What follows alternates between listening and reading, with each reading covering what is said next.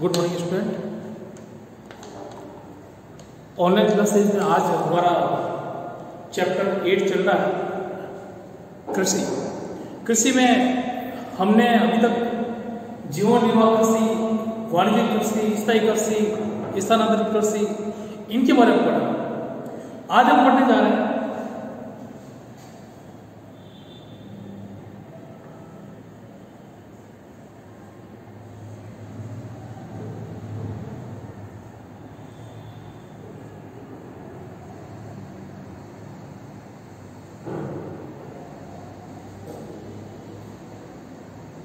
बागाती कृषि।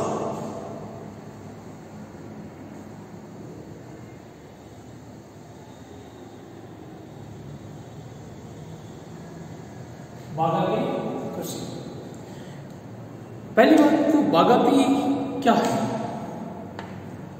तो आपने बगीचे वगैरह देखे होंगे, बड़े बड़े बगीचे जिसमें बहुत सारे फ्लावर्स वगैरह होते हैं, पौधे लगाए जाते हैं फूलों के, यानी एक ऐसे छोटे से स्पेस के अंदर विभिन्न भांति भांति की वैरायटी जो लगाए जाते हैं पौधे वगैरह, तो वो एक कहलाता है पूरा बगीचा।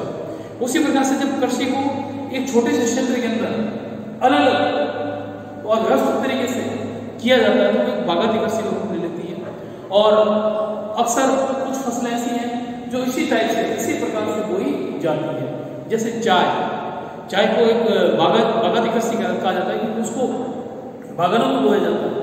रबर, चाय है, रबड़ है, ये कुछ ऐसे प्रोडक्ट हैं, ऐसे केले, ऐसे कुछ प्रोडक्ट हैं जो बागाती कृषि में काउंट किए जाते हैं।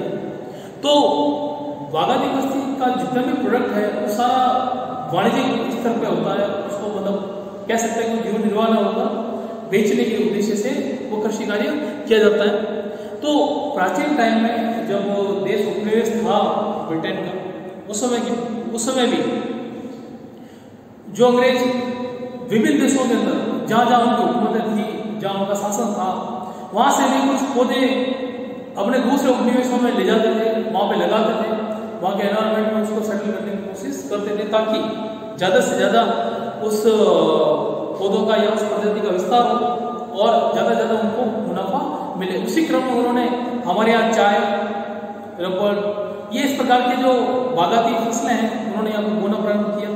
और इतिहास उसका ये बताता है कि ये जो बागाती फसलें हैं वो ब्रिटेन वासियों ने जैसे चाय थी, ठीक है, वो भारत और श्रीलंका में उसके बागान लगाए, मलेशिया में रबड़ के बागान लगाए, पश्चिमी द्वीप में गन्ने के, फिर केलों के, इस प्रकार से उन्होंने कॉफी, कोको, ऐसे जहां जहां उन्होंने अपने उपनिवेश थे वहां वहां उन्होंने इस प्रकार से अपने बागान लगाए, बगीचे लगाए। उसके बाद क्या कि उपनिवेशवाद जब समाप्त हो गया, तो उसके बाद हालात ऐसे हुए कि उपनिवेश के बाद जो बगीचे थे वे बगीचे उसी देश में रहे, वहीं के लोगों के स्वामित्व में आ गए और वह कार्य उस समय से लेके आज तक और आगे तक भी निरंतर चलता रहा है और चलता रहेगा। अब हम कहते हैं कि ये जो बागान लगाए जाते हैं, इन बागानों की विशेषताएं क्या होती हैं? होती हैं तो देखिए आप कि ये जो बागान की विशेषता होती कि फर्स्ट, इसमें बारीक पूंजी निवेश, इसकी मुख्य जो फीचर्स है इसका,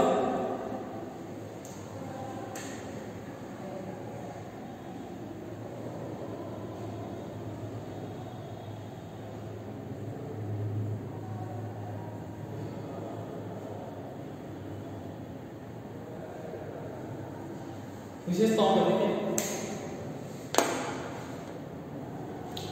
क्योंकि नॉर्मल जो कृषि कार्य किया जाता है वो कम पूंजी लागत में बड़े क्षेत्र पर किया जा सकता है, लेकिन ये छोटे क्षेत्र पर होता है, लेकिन इसमें पूंजी की अधिक लागत होती है। तो कह सकते हैं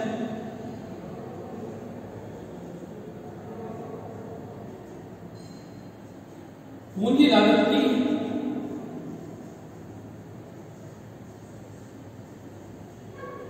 अधिकता, पूंजी लागत की अधिकता। उसके बाद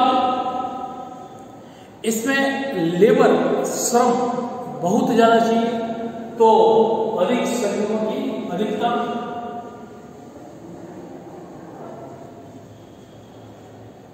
श्रमिक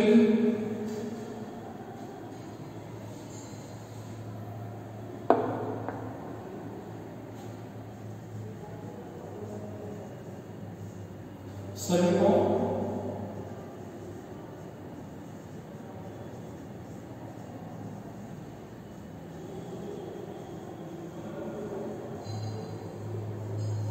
श्रमिकों की अधिकतम आवश्यकता।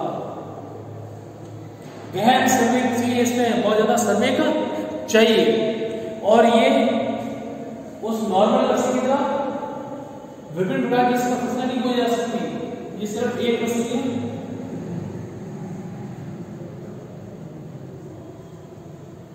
एक फसलीय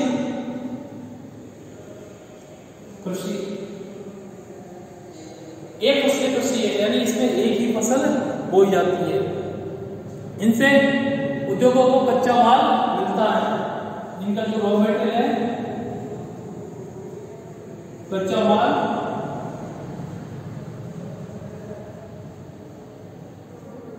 उद्योगों को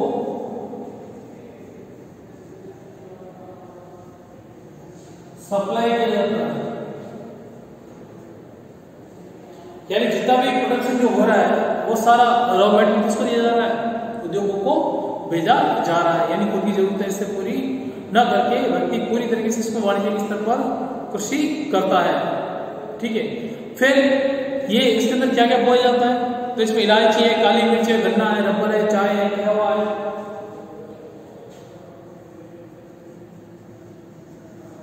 इलायची,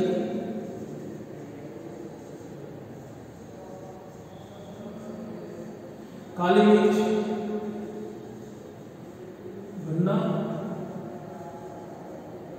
कहवा, रबर, इस प्रकार से ये प्रोडक्ट इसके अंदर बोए जाते हैं, ये फसलें इसके अंदर बोई जाती है। साथ ही ये कृषि कहाँ कहाँ होती है, इंडोनेशिया है, मलेशिया है, दक्षिणी पूर्वी भारत है, दक्षिण चीन है, म्यांमार है। तो इसके जो क्षेत्र है वो क्षेत्र देखिए आप,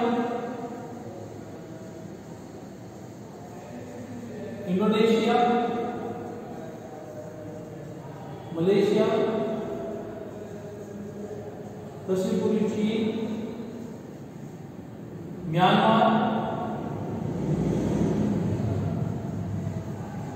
पूर्वी भारत, ये इसके क्षेत्र है जहां पर एक कृषि कार्य किया। तो बागानी कृषि वह कृषि जो एक सीमित क्षेत्र में अधिक पूंजी लागत से अधिक श्रमिकों की जरूरतें हैं और एक फसलीय कृषि, यानी इसके अंदर एक फसल बोई जाती है। अगर चाय बोई गई तो चाय ही बोई जाएगी, उसके साथ आप कॉफी वगैरह वो नहीं बोएंगे। तो एक फसलीय कृषि, कच्चा माल जो होता है वो सारा उद्योगों को भेजा जाता है, सप्लाई किया जाता है। कौन कौन से प्रोडक्ट इसके अंदर होते हैं, तो इलायची है, काली मिर्च है, गन्ना है, कहवा है, रबर है, ये सारे इसके अंदर होते हैं। और इंडोनेशिया, मलेशिया, दक्षिण चीन, म्यांमार वगैरह ये सारे हम कह सकते हैं ऐसे क्षेत्र है जहां पर ये कृषि कार्य किया जाता है, बागायती कृषि। अब इसके बाद नंबर आता है आपका मिश्रित कृषि। बागायती कृषि का आपका नंबर आता है मिश्रित कृषि का।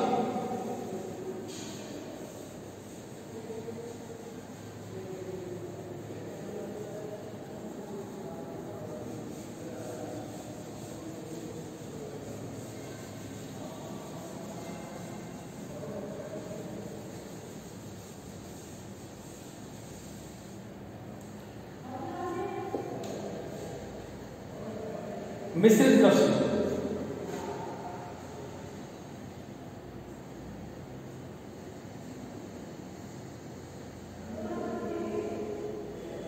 मिश्रित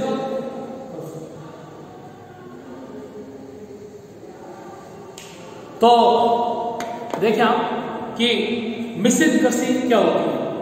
तो अक्सर आपने देखा होगा कि कृषि कार्य जब किया जाता है तो कृषि के साथ साथ पशुओं का चारा भी उसमें बो दिया जाता है। समझ रहे आप कि कृषि कार्य जब किया जाता है तो पशुओं का चारा भी उसमें बो दिया जाता है। तो इस प्रकार से जिसके अंदर एक फसल के साथ साथ अनेक फसलें साथ ही पशुओं के चारे। तो इस प्रकार से जो मिश्रित तरीके से जो कृषि कार्य किया जाता है उसको बोलते हैं मिश्रित कृषि। अब मिश्रित कृषि कहाँ कहाँ होती है? तो पूरी अमेरिका का, उत्तरी अमेरिका का पूरी भाग, उत्तरी अमेरिका है उसका पूरी भाग, उत्तरी पश्चिमी यूरोप और यूरेशिया की कुछ भाग और दक्षिण महाद्वीपों के शीतोष्णीय अक्षांश वाले क्षेत्र जो है, इन क्षेत्रों के अंदर ये मिश्रित कृषि की जाती है। अब इनकी क्या क्या विशेषता है? तो विशेषताओं के बारे में देखो आप, ये फसल उत्पादन पशुपालन दोनों इसमें समान, फसल उत्पादन और पशुपालन दोनों को समान महत्व दिया जाता है। तो हम कह सकते हैं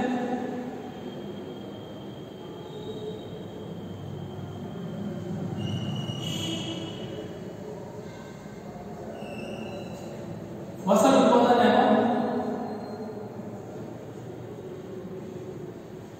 पशुपालन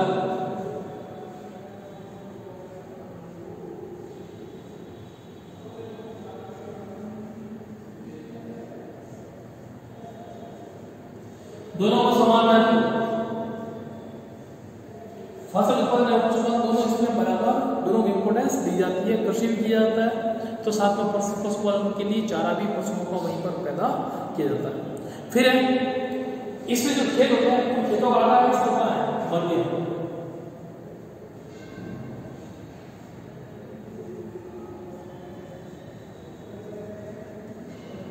खेतों का आकार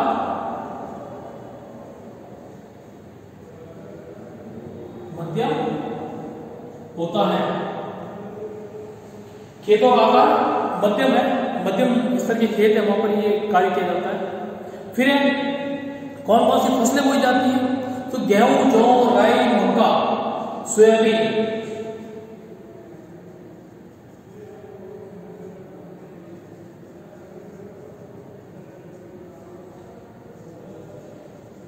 मक्का,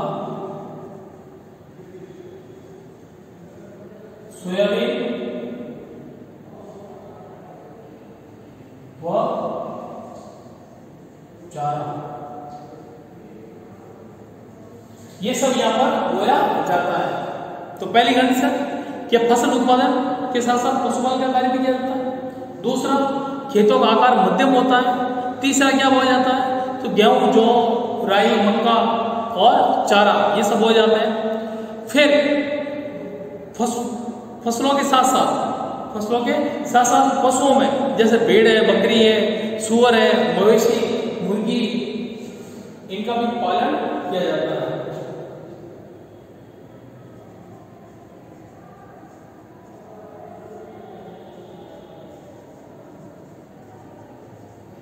फसलों के साथ साथ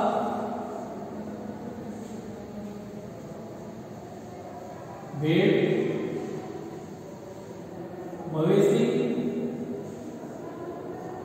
मुर्गी, भेड़, मवेशी, मुर्गी,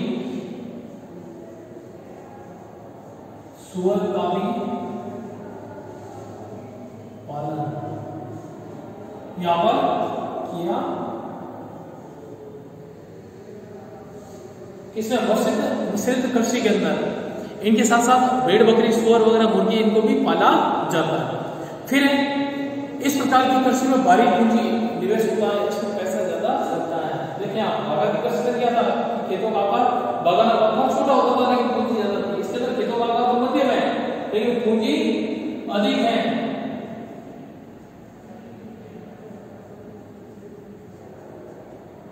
पूंजी लागत अधिक है, पूंजी की लागत जो है उसके अंदर बहुत ही अधिक पाई जाती है। उसके बाद शस्य वर्षा व अंतर फसली कृषि मृदा की उर्वरता को बनाए रखती है। इसमें जो चारे वगैरह या जो हम बोए जाते हैं, ठीक है, और दूसरा कह सकते हैं फसलों का एक क्रम चलता रहता है कंटिन्यू। इस प्रकार की कृषि में भारी पूंजी निवेश होता है। कुशल योग्य कृषक इस प्रकार की खेती को करता है, यानी इसमें कुशलता बहुत जरूरी है कृषि कार्य में।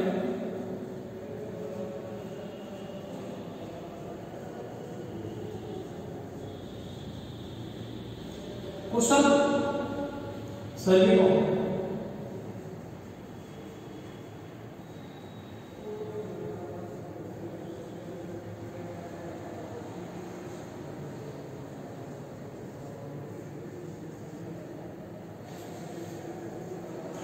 कुशल श्रमिकों की जरूरत रहती है। फिर ये महानगरों के समीप की जाती है, कृषि की जाती है महानगरों के समीप।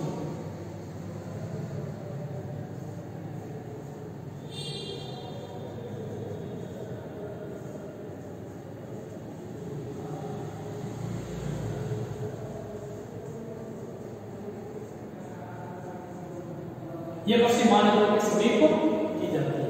तो इस प्रकार से ये सारी इसकी विशेषताएं, क्योंकि फसलें जब फसलों के साथ आप चारा भी बोते हैं, चारा भी प्राप्त करते हैं पशुओं के लिए, जानवरों के लिए, तो आपको भारी वाहनों का उपयोग करना पड़ता है। उनको चारों को चारागाह तक पहुंचाना है, फसलों को मंडियों तक पहुंचाना है। तो इस प्रकार से आपको ज्यादा पूंजी भी चाहिए, कुशल श्रमिक भी चाहिए, जो कुशल हो, जो चारे को अलग कर सके, फसलों को अलग कर सके, उसकी कटाई वगैरह अच्छी तरीके से कर सके। साथ ही आपको परिवहन के साधन जो भी वो आपके पास उत्तम होने चाहिए, उन्नत परिवहन के साधन भी होने चाहिए। तो ये तो आपका हुआ मिश्रित कृषि।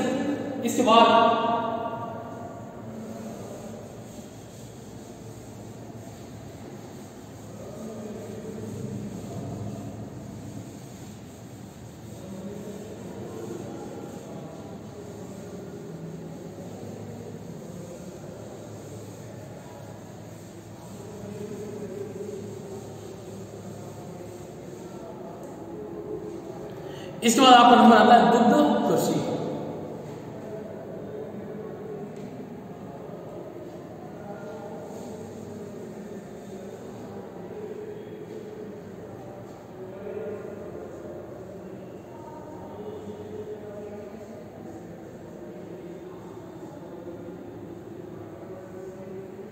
दुग्ध कृषि देखें आप कि दुग्ध कृषि है क्या वैसे, तो ये पशुपालन से जुड़ा हुआ व्यवसाय है, डेयरी फार्मिंग जिसको हम कहते हैं कि पशुपालन से जुड़ा हुआ व्यवसाय है। तो कृषि का एक विशिष्ट तरीका है, इसमें दूध देने वाले पशुओं के प्रजनन, पशुपालन और नस्ल सुधारने पर विशेष ध्यान दिया जाता है। तो कुछ विशेषताएं हम लिखते हैं कि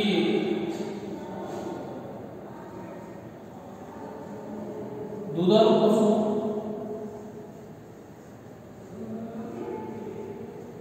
पशुओं की प्रजनन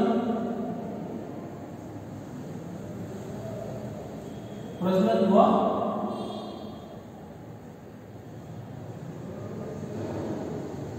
नस्ल सुधार पर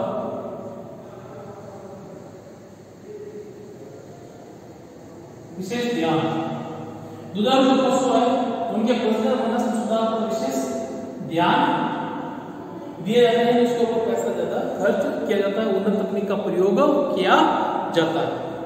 उसके बाद इसमें जो पशुओं की देखभाल है वो वैज्ञानिक तरीके से की जाती है। तो पशुओं की देखभाल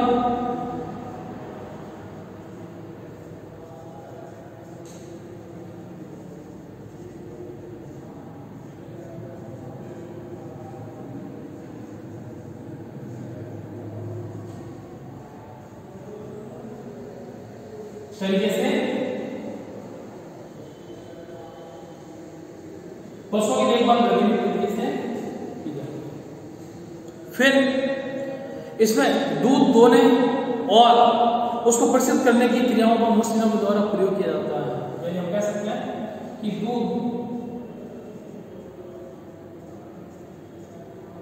दोहने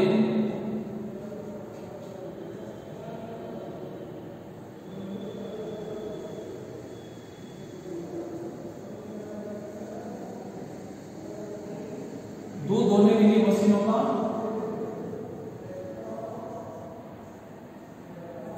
का उपयोग किया जाता है। दूध दोहन के लिए मशीनों का उपयोग किया जाता है, यानी हम कह सकते हैं कि इसके अंदर नस्ल सुधार का कार्य किया जाता है, प्रजनन भी करवाया जाता है, साथ ही पशुओं की देखभाल वैज्ञानिक तरीके से की जाती है और दूध दोहने के लिए मशीनों का प्रयोग किया जाता है। और डेयरी जो कार्य है, ये डेयरी कार्य हमेशा नगरों के समीप किया जाता है, क्योंकि दूध और जो प्रोडक्ट है उसकी ज्यादा खपत किसको होती है? नगरों में।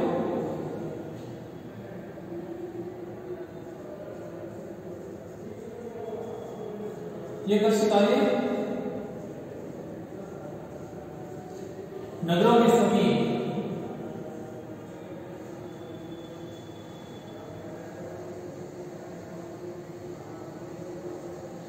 नगरों के समीप किया जाता है। उसके बाद दूध और उसके जो उत्पाद हैं वो बाजारों को भेजे जाते हैं। अब ये कहाँ है तो देखें आप,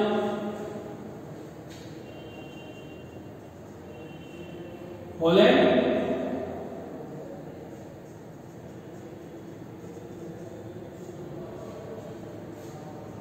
डेनमार्क,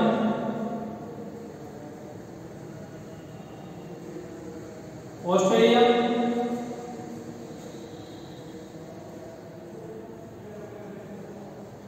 संयुक्त राज्य अमेरिका, हॉलैंड, डेनमार्क, ऑस्ट्रेलिया, संयुक्त राज्य अमेरिका, ये ऐसे बेल्ट के अंदर, जिन देशों के अंदर ये कृषि कार्य बड़े स्तर पर किया जाता है। इसके बाद नंबर आता है आपका ट्रक कृषि।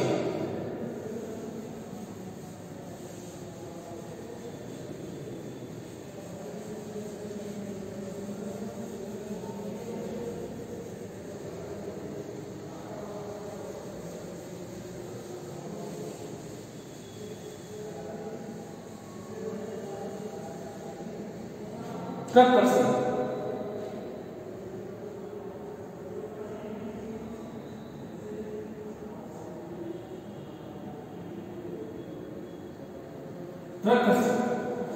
नाम से जाहिर है कि ट्रक का मतलब जितना भी प्रोडक्ट निकला है उस प्रोडक्ट को हमें ट्रकों में नजदीक से नजदीक स्टेशन तक तीव्र गति से पहुंचाएं, समय पर पहुंचाएं। इसलिए इस कृषि उत्पाद को हम ट्रक कृषि के नाम से जानते हैं। तो ये एक विशिष्ट प्रकार की कृषि है जिसमें साग सब्जियों की कृषि की जाती है। तो हम कह सकते हैं कि उत्पाद में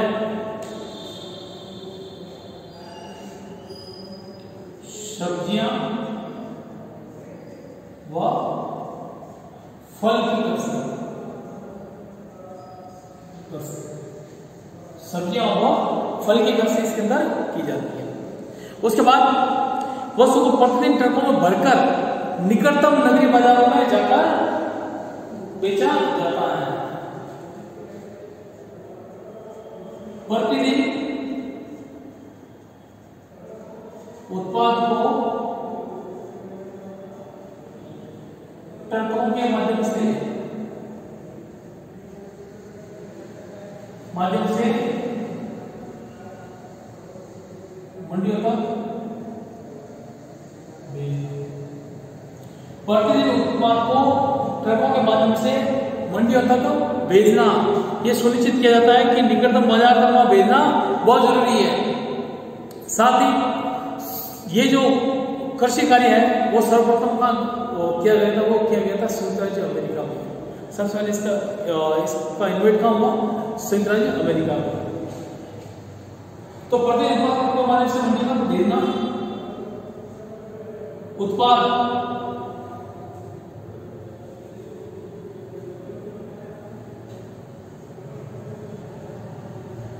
की ताजगी बनी रहे, इसलिए रात भर ट्रक चलाकर ट्रकों से परिवहन कर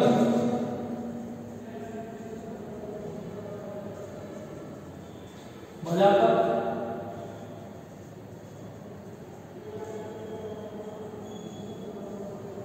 पहुंचाया जाता है। तो ये इस प्रकार से ट्रक कृषि आती है कि जिसके अंदर ताजे साग सब्जियां जो होती हैं उनको प्रतिदिन बाजार से मंडी तक पहुंचाया जाता है। और ताजगी बनने इसलिए रात भर, कभी कभी लंबी दूरी भी तय करके आप पूरी रात और नाइट ट्रकें चलाकर समय पर मंडियों तक सामान को पहुंचाया जाता है ताकि लोगों तक फ्रेश ये चीजें पहुंच सके। हम इसमें फूल भी ऐड कर सकते हैं, सब्जियां, फल एवं फूल।